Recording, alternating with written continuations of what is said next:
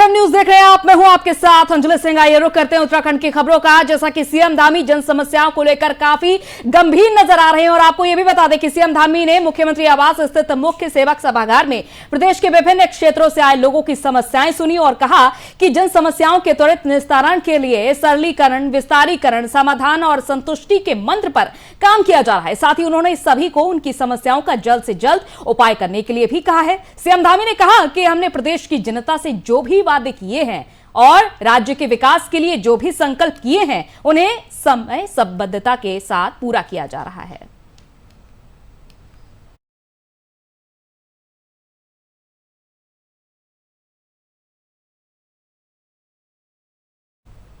उधर वन मंत्री उनियाल ने वन भवन में विभागीय अधिकारियों के साथ बैठक की और विभाग के भ्रष्टाचार पर सख्त एक्शन लेने की भी बात कही है। साथ ही उन्होंने कहा है कि भ्रष्टाचार किसी भी स्तर पर बर्दाश्त नहीं किया जाएगा। भ्रष्ट अधिकारियों के निलंबन से लेकर अनिवार्य सेवानिवृत्त तक की कार्रवाई अमल में लाई जाएगी। बता दें कि उन्होंने वन भूमि में अवैध कब्जों को रोकना, वनाग्नि की घटनाओं पर रोक लगाने और त्वरित एक्शन लेने, वन कानूनों की आड़ में लोगों का उत्पीड़न नहीं होने देने की भी बात कही है। आज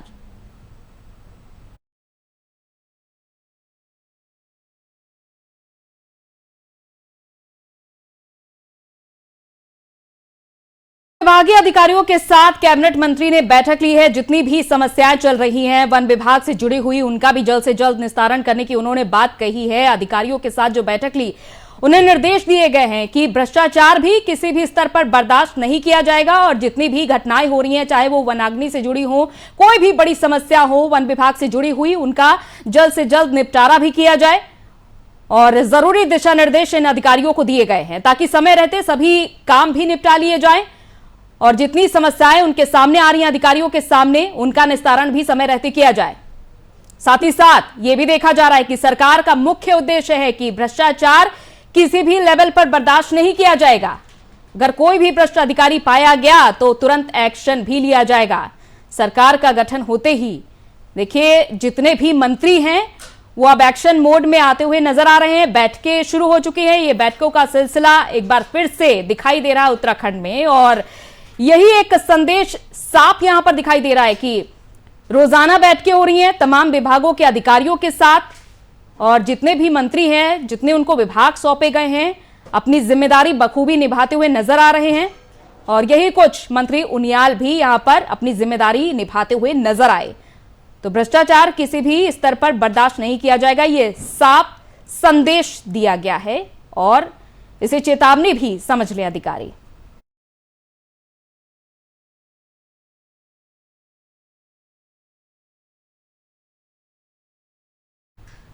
तो विधानसभा में कैबिनेट मंत्री चंदन रामदास ने अपने अलग अलग विभागों के अधिकारियों के साथ समीक्षा बैठक की और उनसे विभागों के कामकाज के बारे में जानकारी मिली।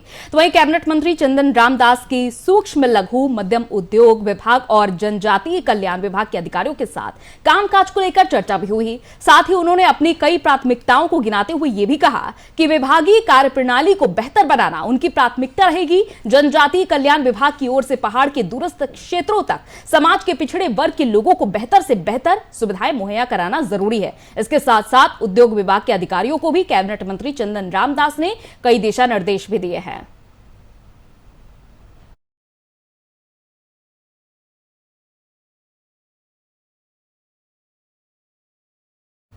तो लालकुआं में बीजेपी कार्यालय पर एक प्रेस वार्ता भी आयोजित की गई, माफ कीजिएगा, जिसमें भारतीय जनता पार्टी के जिला अध्यक्ष प्रदीप ने कहा कि पुष्कर सिंह धामी का युवा नेतृत्व प्रदेश को नई ऊंचाइयों तक ले जाएगा।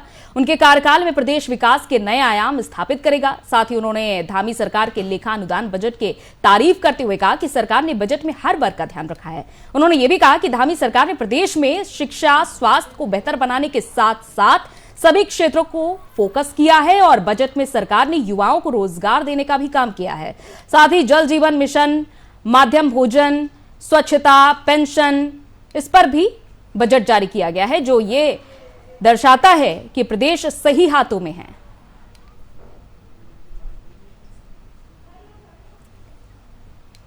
तो बीजेपी कार्यालय पर प्रेस वार्ता का यह आयोजन किया गया। लगातार ये देखा जा रहा है कि जितने भी कार्यकर्ता हैं, नेता हैं, वो अपनी जिम्मेदारी बखूबी निभा रहे हैं, धामी सरकार की उपलब्धियां भी गिना रहे हैं और अब तक जो पिछली सरकार में कामकाज किए गए थे उन्हें भी जनता के सामने पेश किया जा रहा है एक उदाहरण के तौर पर, और जो नई सरकार का गठन हुआ है उसे भी एक तरीके से माध्यम बनाया जा रहा है कि आगे भी इसी तरह से काम किए जाएंगे और कामों में सुधार भी लाया जाएगा। जो पिछली सरकार में कामकाज छूट गए थे उन पर भी काम किया जाएगा, उन पर भी विचार किया जा रहा है।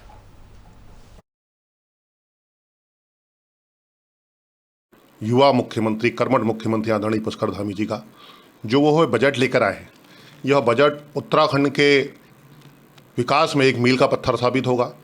इस बजट में जहां शिक्षा का विशेष स्थान रखा गया है, हम लोग बार बार कहते हैं शिक्षा और स्वास्थ्य ऐसी व्यवस्थाएं हैं जो उत्तराखंड में ठीक करने की आवश्यकता है और मुख्यमंत्री जी ने सबसे ज़्यादा फोकस इसी पर करा है। मैं धन्यवाद देना चाहता हूँ आदरणीय मुख्यमंत्री जी का, जो आपकी सोच थी जो हमने 6 महीने के लिए देखी थी अब वो परिलक्षित हो रही है। और जिस प्रकार शिक्षा में बजट बढ़ाया गया है, अन्य क्षेत्रों में भी मैं कह सकता हूँ वृद्धों के लिए, युवाओं के लिए, बच्चों के लिए, महिलाओं के लिए, किसानों के लिए, श्रमिकों के लिए, सबके लिए उन्होंने कोई ना कोई योजना रखी है। यानी जो एक विजन आदरणीय धामी जी का था जिसलिए केंद्र ने उन्हें मुख्यमंत्री बनाया, आज वो परिलक्षित होता हुआ दिख रहा है।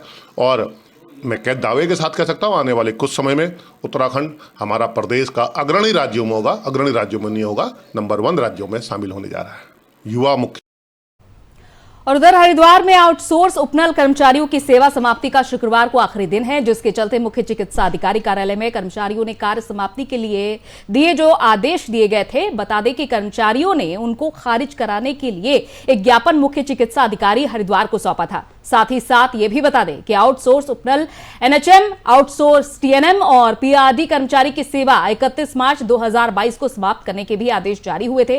वहीं कर्मचारियों का यह भी कहना है कि हमें ये नियुक्ति कोविड-19 महामारी के अंतर्गत आउटसोर्स के माध्यम से दी गई थी, जिसमें कोविड-19 की पहली लहर के वक्त जुलाई 2020 में कर्मचारियों को विभिन्न पदों पर नियुक्तियां उनकी की गई थी। उनका कहना है कि जिस वक्त कोई अपने घरों से बाहर नहीं निकल रहा था, उस वक्त अपनी जान जोखिम में डालकर उन लोगों ने काम किया है। आज उन्हीं लोगों की सेवाएं समाप्त की जा रही हैं, जो कि अन्याय है।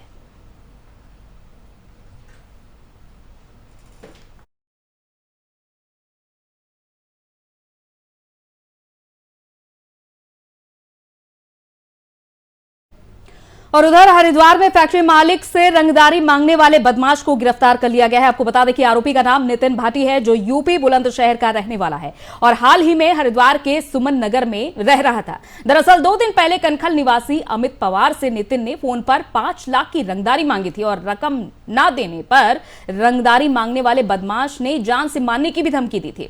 उसके बाद पीड़ित की शिकायत पर मुकदमा दर्ज हुआ और जांच पुलिस कर रही है। फिलहाल बता दें कि गुरुवार को पुलिस ने उस बदमाश को पकड़ लिया। साथ ही सीओ सदर हेमेंद्र नेगी ने बताया कि आरोपी ने चोरी के मोबाइल से फोन कर रंगदारी मांगी थी। सर्विलांस की मदद से पुलिस आरोपी तक पहुंच गई, इसे गिरफ्तार कर लिया।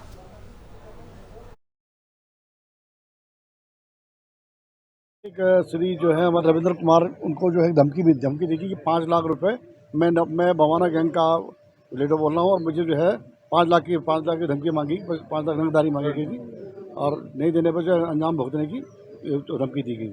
तो इस पर जो है थाने पर सूचना मिली, थाने पर सूचना व्यू दर्ज किया गया। दर्ज के बाद थाने में टीम बनाई गई और टीम के द्वारा इसका नंबर ट्रेस करने के बाद ये जो है लड़का का ये पकड़ा, नितिन भाटी, ये बुलंदशहर रहने वाला, ये पकड़ा गया। तो ये काम मैं बेरोजगार था, मैं खाली धमकी दे करके बेचारा था कि पैसे मिल जाएंगे। तो अभी देख रहे हैं कि अब पुराना अभी देखते हैं कि क्या है इसका टटोला जा रहा है, क्या है वैसे लग रहा है। तो जिस तरह का लग रहा है कि अभी नया शुरू किया उसने धमकी का, ये नया सा लग रहा है। जैसे बता रहे अब ये कह रहा था, इसका कहना है कि मैं सब पहले सिक्योरिटी में था और मुझे मेरी उससे थोड़ा खटपट हो गई, तो मैंने उसको थोड़ा धमका के पैसे दे दिए। एक श्री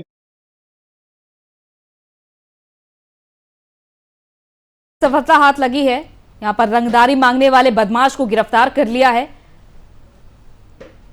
कई दिनों से धमकी मिल रही थी, जिसके बाद पुलिस ने यहां पर तेजी दिखाई और एक्शन का ही नतीजा रहा कि पुलिस ने इस बदमाश को धर दबोचा।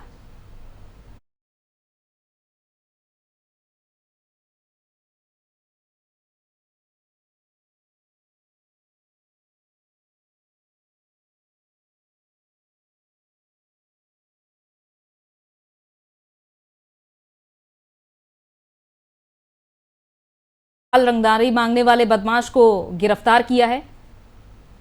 और इस तरह की कार्रवाई आगे भी जारी रहे, इसकी उम्मीद भी फिलहाल जनता करती है।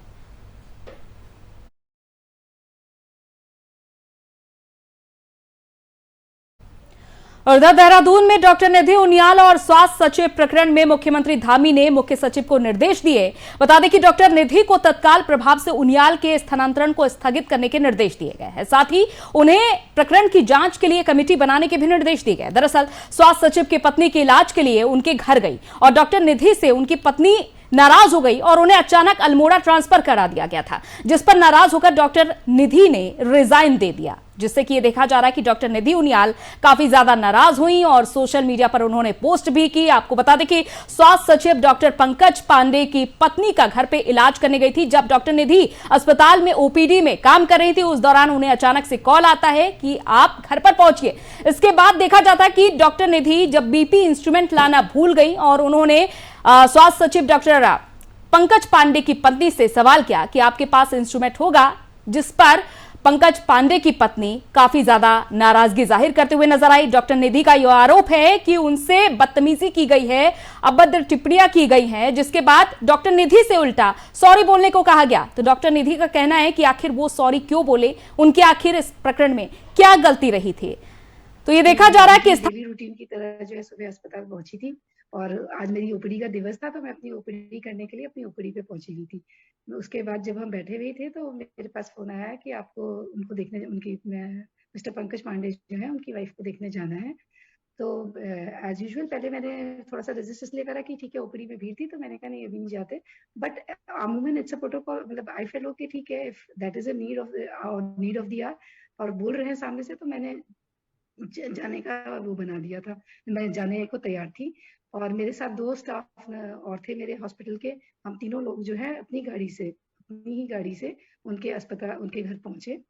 उनके घर पहुंचने के बाद जो है उन्होंने उनके ड्राइंग रूम में हम लोग बैठे और जब उनकी वाइफ आई तो उनकी वाइफ ने जो है एक नॉर्मल कर्टसी जो होती है वो वाली कर्टसी तो हमने नहीं देखी उनके साथ, लेकिन हाँ आते ही बैठते ही उनके मुझे सबसे पहले निकला, आप में से डॉक्टर कौन है? तो आई सेड ओके मैम मैं हूँ। मैंने कहा बताइए क्या तकलीफ है। शी टोल्ड, उन्होंने अपना जो भी हिस्ट्री देना था दिया। उसके बाद उनके बेडरूम उसमें ड्राइंग रूम में एक सोफा था, इसे ले जाइए मैं देख लेती हूँ। Sofa was pretty low lying, तो मैंने उनको ये भी कहा, मैंने कहा इससे थोड़ा सा ऊंचा कोई बेड है तो, क्योंकि हमारे लिए नीचे वाले उसमें देखने में थोड़ा दिक्कत होती है। शी डिड नॉट रिस्पॉन्डेड, आई पैल्पेटेड हर और उसके बाद मैंने कहा हाँ आपके शायद यहाँ पर दर्द है कि हाँ। फिर मैंने अपनी स्टाफ को इंस्ट्रूमेंट लाने के लिए कहा, मैंने अपने स्टाफ नर्स को कहा, मैंने कहा आप इंस्ट्रूमेंट ले आइए। उनसे मैंने कहा आप प्लीज लेटिए, मैं पल्स देख लेती हूँ, आपकी पल्स से भी पता लग जाएगा। और कई बार अमूमन सबके घरों में ब्लड प्रेशर इंस्ट्रूमेंट आजकल रहते हैं, मैंने कहा हो सकता है इनके पास ब्लड प्रेशर इंस्ट्रूमेंट हो। मैंने कहा आपके घर में है कोई ब्लड प्रेशर इंस्ट्रूमेंट? और मैंने अपने स्टाफ को बोला, मैंने कहा आप लोग गाड़ी से लेकर क्यों नहीं? मैंने कहा आप लोग लेकर क्यों नहीं आए अभी? तो वो जब जैसे ही वो जाने लगते इससे पहले मैंने उनको भी कहा, मैंने कहा आप लेट जाइए मैं देख लेती हूँ एक बारी। तो मुझे कहती है सुन रही हूँ मैं, मतलब she had a very bad tone saying that कि सुन रही हूँ मैं। और काफी उसमें उन्होंने बोला कि मैंने कहा आप लेट जाइए मैं देख लेती हूँ। लेटो तो सही आप।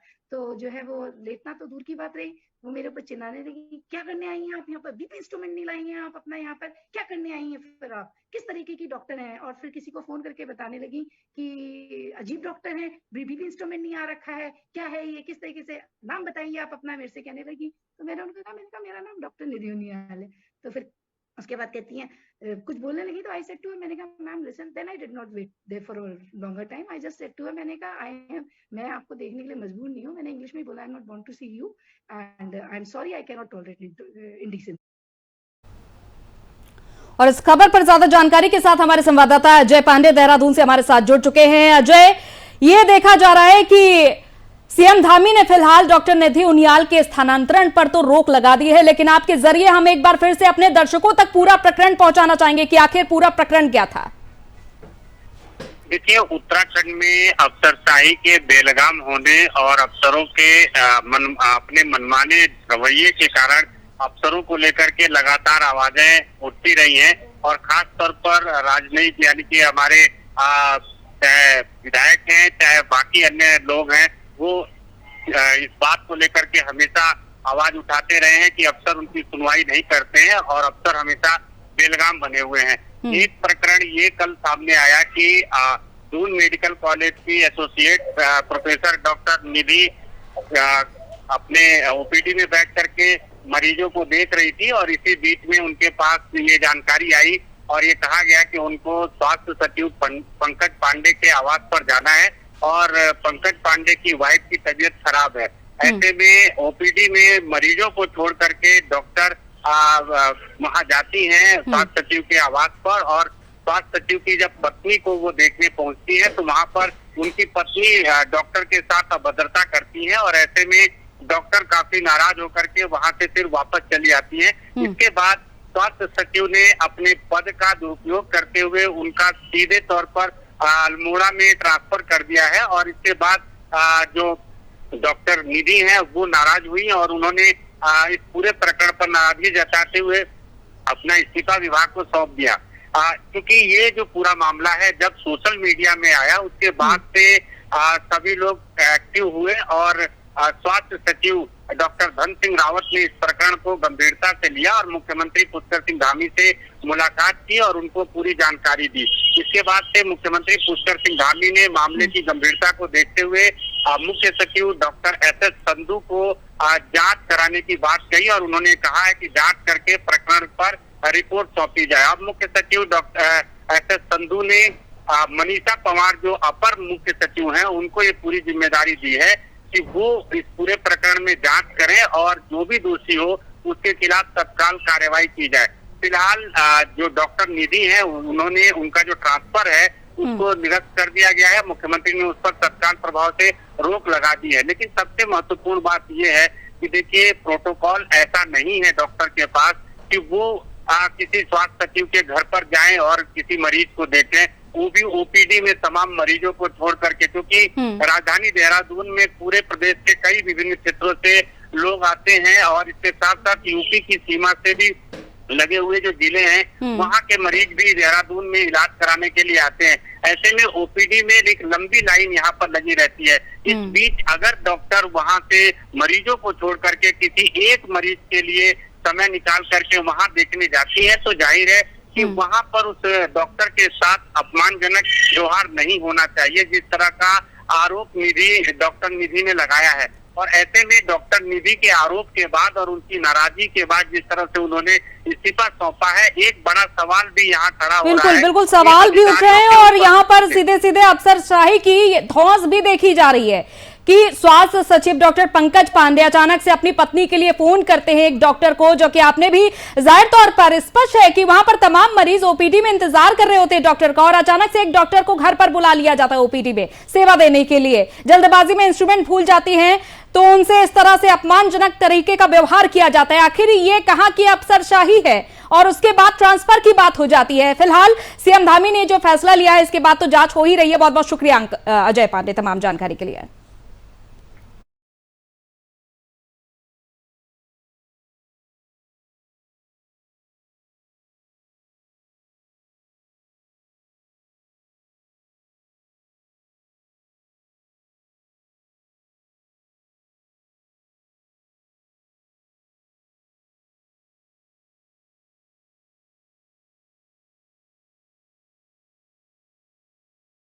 धामी ने फिलहाल इसके लिए मुख्य सचिव को निर्देश दिए, लेकिन यहां पर सवाल कई बन रहे हैं कि एक डॉक्टर को अचानक से जब वो ओपीडी में यानी कि ऑपरेशन थिएटर में पहुंचने के लिए काम कर रही है, ओपीडी में मरीजों को देख रही है, क्योंकि मरीज लंबी कतारें लगाकर ओपीडी में समय निकालकर, क्योंकि समय सीमित होता है ओपीडी में, और इसके लिए डॉक्टर से मिलने के लिए मरीज लंबी कतारें लगाते हैं, पर्चा बनवाते हैं, लंबी कतारें लगती है, उसके बाद डॉक्टर मरीजों को देखते हैं। लेकिन अचानक से डॉक्टर के पास फोन आ जाना कि आप घर पहुंचिए इलाज के लिए, तो अफसरशाही की यहां पर धौंस साफ तौर पर देखी जा सकती है। सवाल भी उठ रहे हैं। फिर उसके बाद डॉक्टर पंकज पांडे की पत्नी, जो कि अपमानजनक तरह का व्यवहार करती हैं एक डॉक्टर से महज एक इंस्ट्रूमेंट भूल जाने पर, आखिर ये कहां की अफसरशाही है?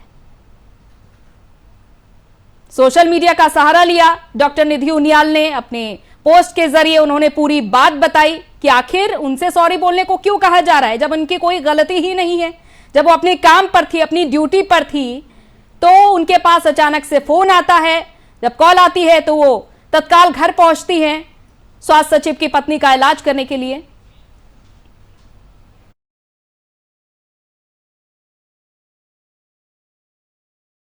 एक बार फिर से सुनिए कि डॉक्टर निधि का क्या कुछ कहना है। अपना जो भी हिस्ट्री देना था दिया। रूटीन डेली रूटीन की तरह जो है सुबह अस्पताल पहुंची थी और आज मेरी ओपीडी का दिवस था, तो मैं अपनी ओपीडी करने के लिए अपनी ओपीडी पे पहुंची हुई थी। उसके बाद जब हम बैठे हुए थे तो मेरे पास फोन आया कि आपको उनको देखने, उनकी मिस्टर पंकज पांडे जो है उनकी वाइफ को देखने जाना है। तो एज यूजुअल पहले मैंने थोड़ा सा रेजिस्टेंस लेकर कि ठीक है, ओपीडी में भीड़ थी तो मैंने कहा नहीं अभी नहीं जाते, बट अमूमन इट्स अ प्रोटोकॉल, मतलब आई फेल ओके ठीक है, if that is a need of the hour और बोल रहे हैं सामने से, तो मैंने जाने का वो बना दिया था, मैं जाने को तैयार थी। और मेरे साथ 2 स्टाफ और थे मेरे हॉस्पिटल के। हम तीनों लोग जो है अपनी ही गाड़ी से उनके अस्पताल, उनके घर पहुंचे। उनके घर पहुंचने के बाद जो है उन्होंने उनके ड्राइंग रूम में हम लोग बैठे और जब उनकी वाइफ आई तो उनकी वाइफ ने जो है एक नॉर्मल कर्टसी जो होती है, वो वाली कर्टसी तो हमने नहीं देखी उनके साथ, लेकिन हाँ आते ही बैठते ही उनके मुझे सबसे पहले निकला, आप में से डॉक्टर कौन है? तो आई सेड ओके मैम मैं हूँ। मैंने कहा बताइए क्या तकलीफ है?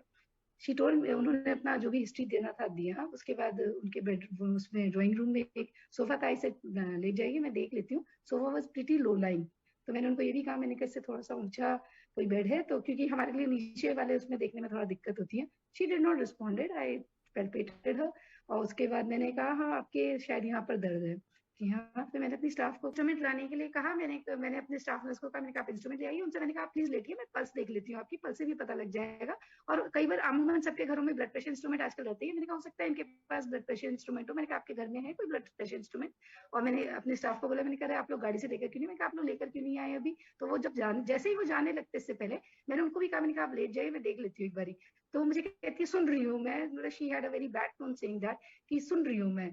और काफी उसमें उन्होंने बोला कि मैंने कहा आप लेट जाइए मैं देख लेती हूँ। लेटो तो सही आप।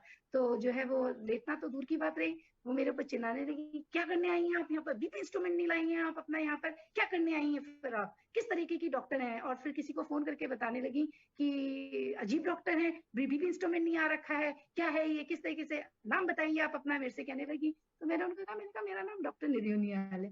तो फिर उसके बाद कहती हैं कुछ बोलने लगी, तो आई सेड टू हर, मैंने कहा ma'am listen, then I did not wait there for a longer time, I just said to her, मैंने कहा मैं आपको देखने के लिए मजबूर नहीं हूँ। मैंने इंग्लिश में बोला, I am not want to see you and I am sorry, I can not tolerate इंडिसेंसी।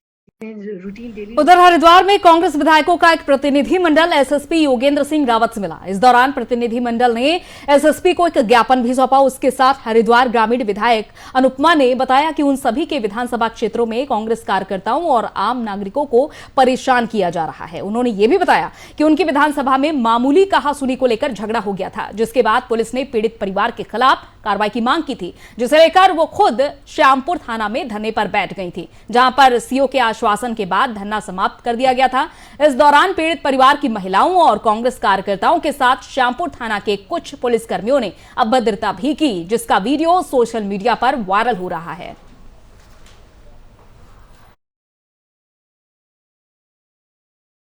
Continuously हमारी कप्तान साहब से बात हो रही है, हम उनको चीज़ें बता रहे हैं कि क्या चल रहा है जिले में चुनाव ओवर हो चुका है, पर कुछ भाजपा के पूर्व विधायक हैं जो अपनी हार बर्दाश्त नहीं कर पा रहे हैं, परेशान हैं, दुखी हैं, और दुखी होने के कारण फिर वो जो है वहाँ के कांग्रेसी कार्यकर्ताओं को अननेसेसरी परेशान करवा रहे हैं। अब या तो उनका दिमाग खराब है या फिर वो सरकार के इन्फ्लुएंस में आके ये सब चीज़ें करवा रहे हैं, प्रेशर में ले रहे हैं। तो हमने कप्तान साहब को यही बताया है कि आप थोड़ा सा ब्रीफिंग कीजिए, अपने जितने भी एसएचओ हैं उनसे बात कीजिए कि उनके इन्फ्लुएंस में आना कम करें, और जो जायज़ चीज़ें हों, सबका अधिकार है यहाँ पे, मेरा भी अधिकार है, उनका भी अधिकार है, सबका अधिकार है तहरीर देने का, तहरीर लीजिए, पर वो तहरीर जायज़ हो, अननेसेसरी पुलिस का भी टाइम वेस्ट ना करें वो, और हमारे कार्यकर्ताओं का भी टाइम वेस्ट ना करें। कंटिन्यूसली हमारी कप्तान साहब, जब से रिजल्ट कांग्रेस के पक्ष में आया हरिद्वार ग्रामीण में, लगातार हरिद्वार ग्रामीण में कांग्रेसी वर्कर्स को और आमजन को परेशान किया जा रहा है। अगर कोई ये कह दे रहा है कि इस बार बदलाव में उन्होंने अनुपमा रावत को, कांग्रेस को वोट दिया, तो उनको हैरेस किया जा रहा है, जो कि बहुत गलत है। लोकतंत्र में हार जीत लगी रहती है, लेकिन इस तरीके की बौखलाहट बीजेपी के द्वारा देखी जा रही है। और ये जो है सिर्फ किसी एक गाँव या एक जगह तक सीमित नहीं है, है। हर गांव में ये हो गया है। बीजेपी का एक गुट, मैं खुल के कह रही हूँ कि एक गुट जो है जानबूझ के आम जनता को परेशान करता है या फिर कांग्रेसी वर्कर को परेशान करता है। हम चुने गए हैं, विकास कार्यों के लिए चुने गए हैं। 1,27,000 जनता का प्रतिनिधित्व हरिद्वार ग्रामीण का मैं कर रही हूँ। मुझे उनके विकास कार्यों के लिए कार्य करना है। अपने पार्टी के वर्कर जिनके खून पसीने की वजह से मैं यहाँ तक पहुँची हूँ, जिनने मेहनत करके मुझे यहाँ तक पहुँचाया, उनके हितों की रक्षा के लिए मुझे करना है। लेकिन अगर दोनों के हित में बदले जा रहे हैं बीजेपी के द्वारा, तो और वो भी दुख की बात यह है कि पुलिस जो है कहीं ना कहीं कई जगह उनको सपोर्ट कर रही है। तो उसी को लेकर मेरी दूरभाष में भी बात हुई। उसके बाद मैंने पत्राचार के माध्यम से फैक्स भी किया। लेकिन आज जो है पिरान कलियर के हमारे विधायक जी और ज्वालापुर के हमारे विधायक जी मेरे साथ यहाँ आए। हम तीनों ने ये बात। चलिए, इसी के साथ उत्तराखंड की खास खबरों में फिलहाल इतना ही। इजाजत दीजिए, नमस्कार।